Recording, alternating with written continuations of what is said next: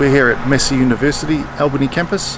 I'm Gareth Deepene, Managing Director of EcoLawn. We specialise in the supply and installation of artificial grass, based in Auckland, New Zealand. So these are the offcuts that have been taken from this job that we're installing right now at Massey University, Albany campus. All of the offcuts will be taken down to a recycling plant in South Auckland late next week, where it will be cut up, melted down, and turned back into pellets, ready to be reused or basically recycled into a new material.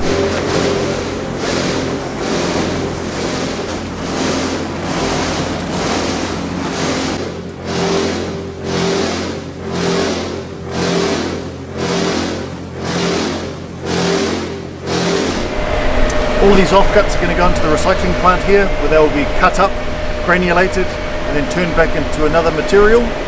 Basically, the material that these offcuts will be turned into are these plastic sleepers. These sleepers can be used for various things like garden edging, retaining wall posts, etc. So yeah, it's pretty exciting that we're able to actually recycle our products here in New Zealand. You can find us on our website, ecolawn.nz, or just give us a call 0800 002 648.